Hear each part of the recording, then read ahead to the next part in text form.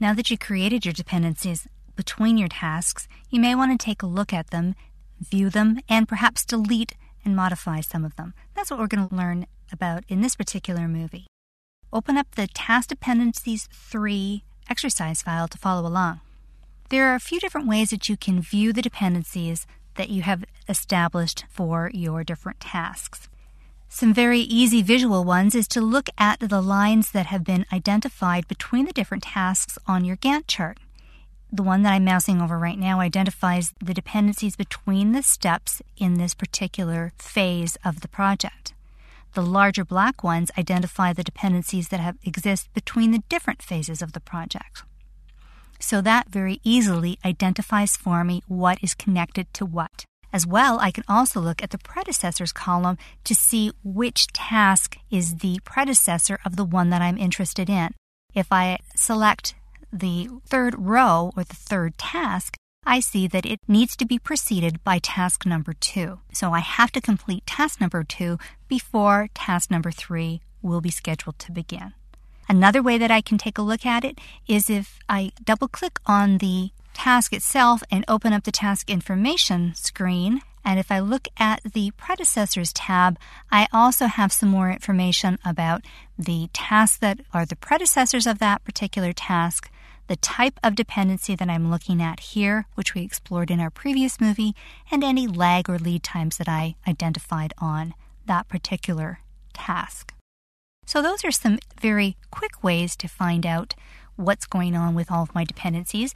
But to get another good view of the information that I just saw in my task information screen is to look at the task drivers view.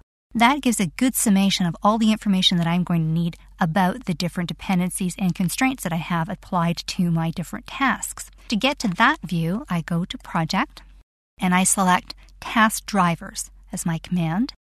And it opens up a new screen to the left of my table, which is identified as the Task Drivers Navigator.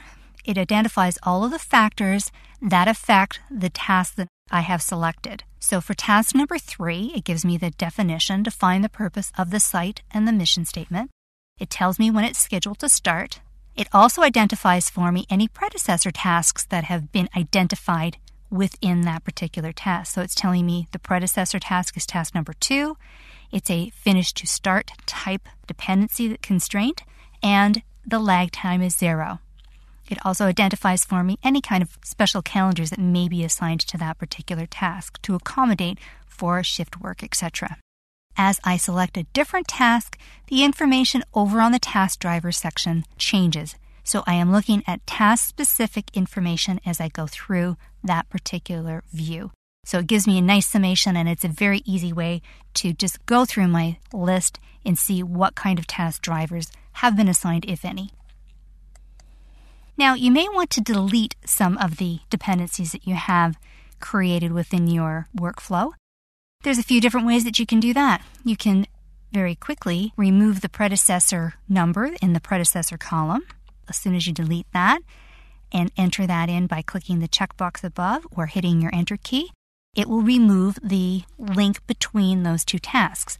Now you'll see that that is identified because the number has been removed from the column, as well as the link has been removed from the Gantt chart bars. Another way that you can remove it is by hovering over the Gantt chart so that your point of your mouse is right on the point of the arrow between the two tasks, and double-click on it to open up the Task Dependency dialog box. You see here that you have the ability to change the type of dependency you're looking at and the lag time, so this is a shortcut if you need to make any of those kinds of changes. As well, you can delete the link that you see there, and it removes all of the links and the different dependencies that you've got assigned. Now that was quite a substantial change that I made there because it removed all of the links into dependencies below that particular task.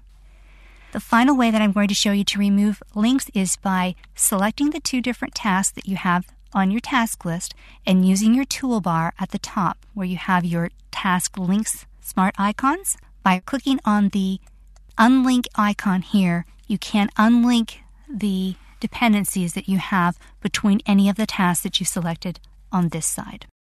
So there's lots of different ways that you can remove the tasks or the dependencies between the tasks that you've assigned, notice that it is quite powerful and that you want to make sure that you're selecting the correct tasks when you do this kind of work. Next, we're going to explore the different kind of task constraints that are available to assign the tasks in your workflow.